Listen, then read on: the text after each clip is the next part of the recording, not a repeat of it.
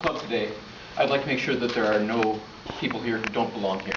So is there anyone here who thinks they're at a meeting for Geeks Who Speak? Because you are down the hall in room 201. And is there anyone who thinks they're here for Jocks Who Talk? Because I believe you're upstairs in 302. And I think there might be one other possibility, the Louts Who Shout. But you might really want to stay here because I think this club could work out for you pretty well. Because this is Sinister Toastmasters. And, as you know, our goal of being in Sinister Toastmasters is to rule the world. What else would we do? Come on! So, to start off, our little opening sound that we like to make. Thank you for coming to our very first meeting. Now, there are 5 things that you'll want to know to be a successful Sinister Toastmaster, aside from the evil laugh. You'll want to learn how to dominate the conversation, limit your listening. These probably sound kind of vaguely familiar, maybe. You want to have loud vocal variety. You want to know that facts are optional. And to use aggressive body language. Of course, body language is very important. So the first step, over here, dominate the conversation. If I'm talking, whether it's to 2 people or 200,000, I need to be the one who's in charge. I'm the one who's talking. You're here to hear me. If I'm going to rule the world, then I think I'd better be the one who's talking, because otherwise you might take over the world somehow. But if I'm the one who's talking, I've got to be the one in charge. So I just plow straight through. Now there are 2 things that I will allow to interrupt me when I'm giving a speech, no matter where it is or whatever the situation.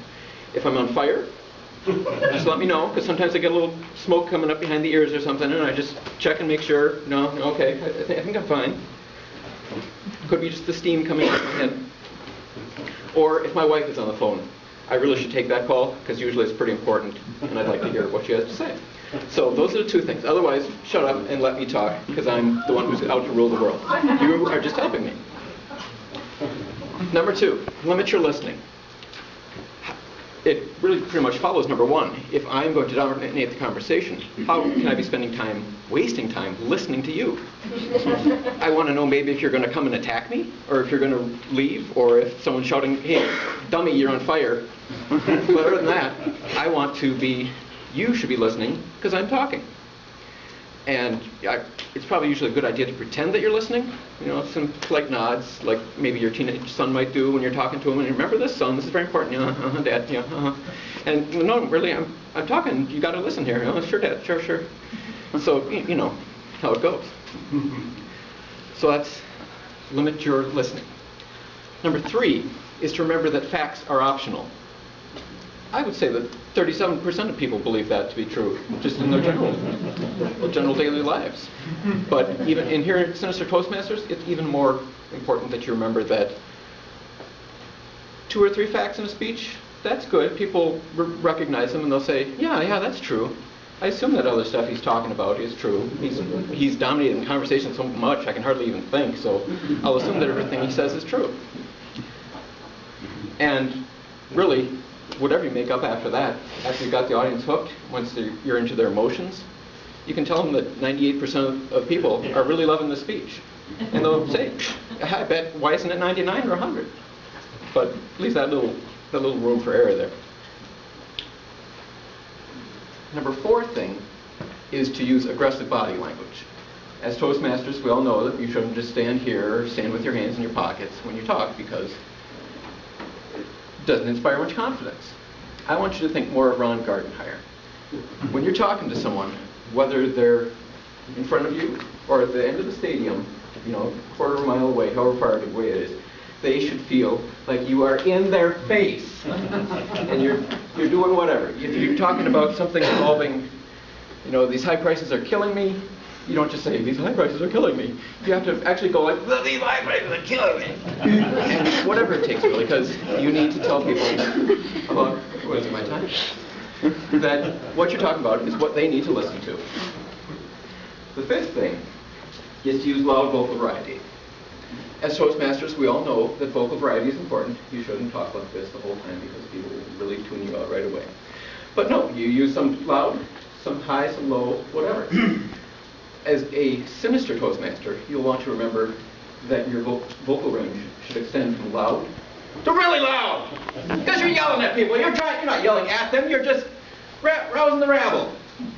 And I'm taking, we're on the same side here, so I'm not going to do the shouting the entire time. Besides, I have an important speech tomorrow to give somewhere else, so I really don't want to ruin my voice here. But you want to go from loud to just insanely loud. The only time you might want to back off from that is a menacing whisper if you have a microphone. And then you can, people get a little scared from the whisper, and then you're right back to the shouting. And they're intimidated. We better do what this guy says, because otherwise, God, I don't know what's going to happen. So let's review the 5 things. Dominate the conversation.